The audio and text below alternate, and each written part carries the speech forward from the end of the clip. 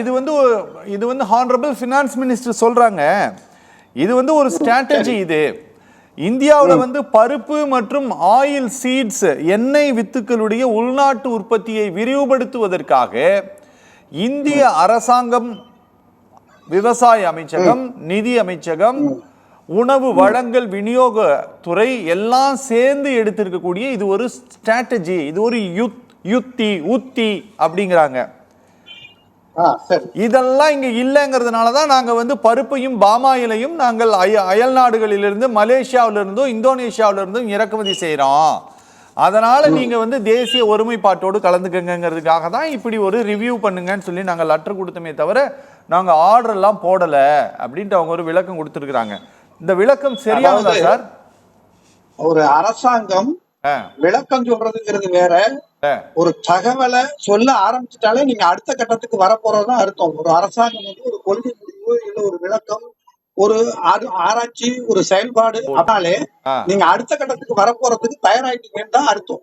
சரி. ஆனா நாங்க என்ன விவசாயிகள் கேட்கிறோம் அப்படின்னு சொன்னா, நான் ஏன் விவசாயி வந்து நெல்லையும் கோதுமையும் சாகுபடி பண்றேன் அப்படின்னு சொன்னா, அதாவது நான் ஒரு விவசாயி ஒரு பொருளை விளைய வைக்கிறேன். நான் விளைவிக்கிற பொருளை சந்தையில விற்கணும்னா ரெண்டு பொருளுக்கு தான் இந்த நாட்டுல உடனடியா பணம் வாங்க முடியும். ஒண்ணு கோதுமை, அடுத்தது நெல்லு.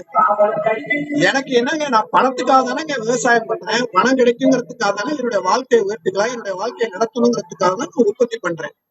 அப்ப நான் என்ன பண்றேன், கரும்பை விடுறேன், பருத்தியை விடுறேன், மத்த நவதானிய பயிர்ல மில்லட்ஸை விடுறேன்.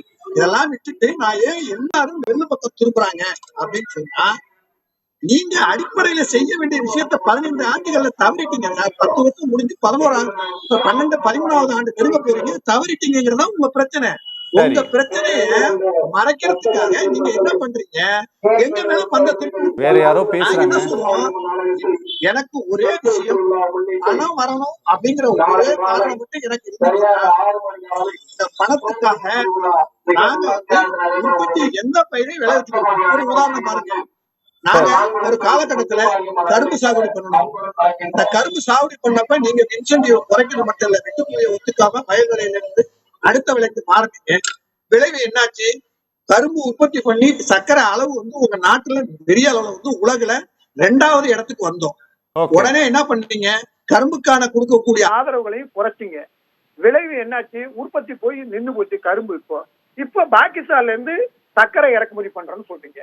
நான் என்ன கேட்கிறேன், இந்தோனேஷியாவிலையும் மலேசியாவிலையும் பயிரிடக்கூடிய பாமாயில் பயிருக்கு நீங்க இங்க மானியம் கொடுத்துட்டு இருக்கீங்க. ஒண்ணு உதாரணம் கேளுங்களேன், 1 லிட்டர் பாமாயிலுக்கு இங்க குறைந்தபட்சம் 125 ரூபாய் மானியம் கொடுத்துட்டு இருக்கீங்க. அந்த மானியத்தை இங்க உற்பத்தி பண்றவனுக்கு கொடுத்தீங்கன்னா எனக்கு பணம் தானே வேணும். ஒரு சாதாரணமா அடிமாட்டு விலைக்கு டிபிசில நடக்கக்கூடிய முறைகேடுகள் எல்லாம் தாண்டி 23 ரூபாய் 25 காசுக்கு மத்திய அரசுக்கு குடிக்க மினிமம் சப்போர்ட் பிரைஸுக்கு 175 ரூபாய் செலவானாலும் பரவாயில்ல, முறைகேடு நடந்தாலும் பரவாயில்லன்னு உங்கள்கிட்ட வந்து விற்க வரல. அப்ப நான் விற்க வரேன்னா என்ன அர்த்தம், எனக்கு வேற வழியே தெரியல, வெளியில வித்தா நஷ்டம். இன்னைக்கு இந்த மினிமம் சப்போர்ட் பிரைஸ குறைச்சிங்கன்னா 800 ரூபாய்க்கு நெல் வாங்க ஆள் இருக்காது.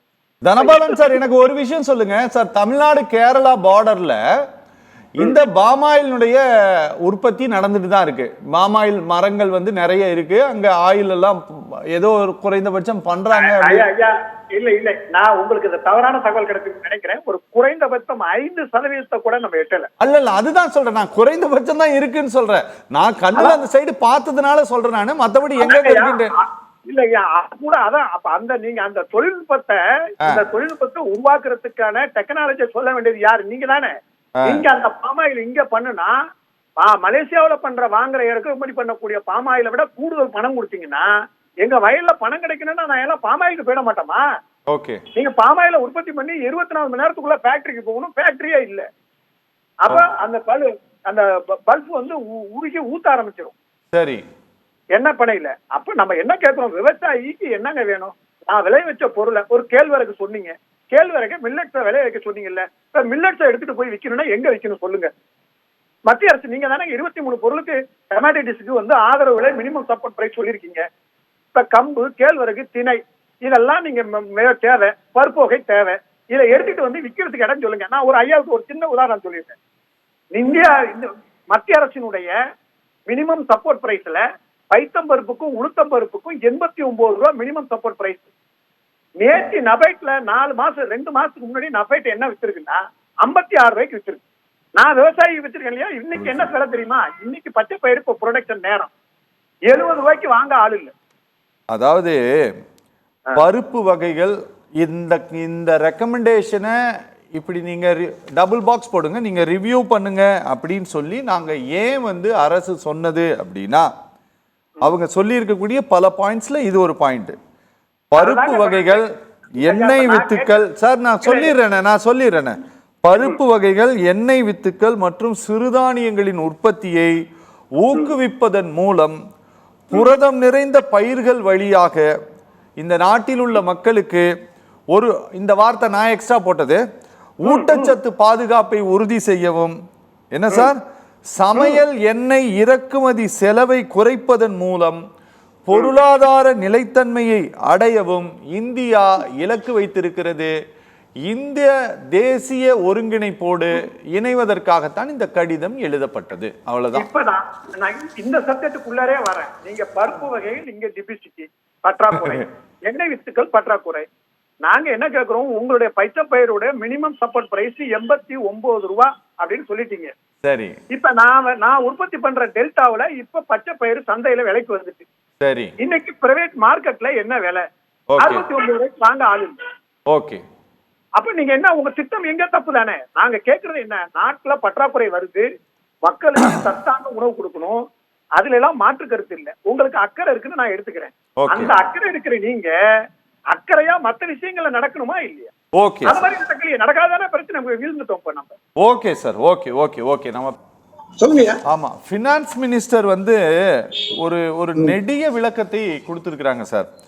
அதாவது தீர்வை நோக்கி மத்திய அரசாங்கம் போயிட்டு இருக்கும்போது சர்ச்சைகளை உருவாக்குகிறது தமிழ்நாடு அரசு, தமிழ்நாட்டினுடைய முதலமைச்சர் பொறுப்பில்லாம நடந்துக்கிறாரு, இந்த விஷயத்துல இப்படி வந்து தேவையில்லாம திரித்து கூறுவது, உண்மைக்கு மாறா பேசுவது அவருடைய பதவிக்கு அழகில்லை அப்படிங்கிற மாதிரியான விளக்கங்கள் எல்லாம் அவங்க கொடுத்துருக்குறாங்க. முதல் முறையாக சார் ஃபினான்ஸ் மினிஸ்ட்ரியே எழுதின ஒரு லெட்டரை வந்து ஷேர் பண்ணியிருக்கிறதெல்லாம் இதுதான் ஃபர்ஸ்ட் டைம்.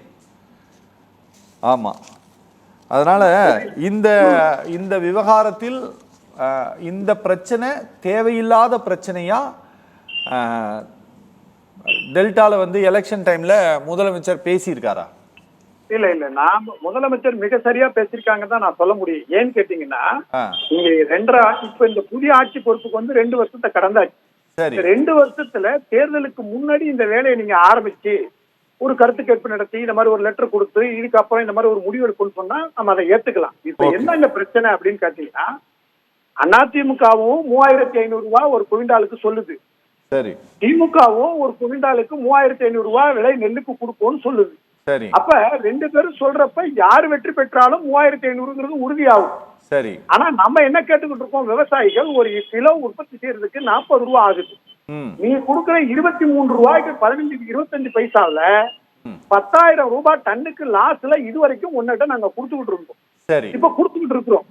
இப்ப நாங்க ஏற்கனவே லாஸ் ஆயிருக்கும் போது மாநில அரசுகள் தங்களுடைய சொந்த நிதியில இருந்து கொடுக்கலாம் அப்படிங்கிற ஒரு அறிவிப்பு வந்து கொடுக்குற நேரத்துல நீங்க இதுக்கு ஒரு முட்டுக்கட்டை போடுற மாதிரி இப்போ ஒரு கடிதத்தை கொடுக்கறது தான் இந்த பிரச்சனை. இப்போ இந்த லெட்டரை எழுதாம இருந்து இன்னும் 1 மாசம் புதிய ஆட்சி அமைஞ்சு அந்த ஆட்சி அமைக்கும் போது இந்த நாட்டு மக்களுக்கு எல்லாம் ஏற்கனவே கொடுத்தீங்கல்ல ஃபோர்ட்டிஃபைட் ரைஸ், நீங்க சொன்னீங்க பாருங்க, ஊட்ட அரிசி, அந்த அரிசி என்ன நடந்தது, தண்ணியை ஊற்றி கலந்து அரிசியை கலந்து நிறக்கும் அப்படியே ஊட்டாம அள்ளி கீழே போட்டு.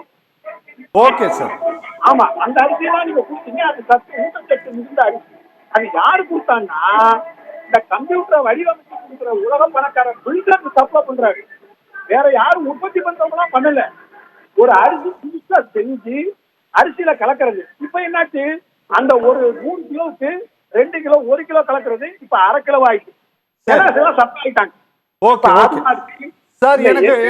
எனக்கு ஒரு விஷயம் சொல்லுங்க சார். அரசாங்கம், இந்திய அரசாங்கம் சுதந்திர வரலாற்றில் முதல் முறையாக கொஞ்ச நாளைக்கு முன்பாக, சில ஆண்டுகளுக்கு முன்பாக முதல் முறையாக ஏற்றுமதி செய்யப்படக்கூடிய அரிசிக்கு டாக்ஸ் போட்டாங்க சார். ஒரு 20% டாக்ஸ் போட்டாங்க. ஆமா, இல்ல எங்களுக்கு தெரியும், நாங்க தான் செஞ்சிருக்கோம், நாங்க தான் அதை பத்தி பேசியிருக்கிறோமே, அதனால எங்களுக்கு தெரியும்.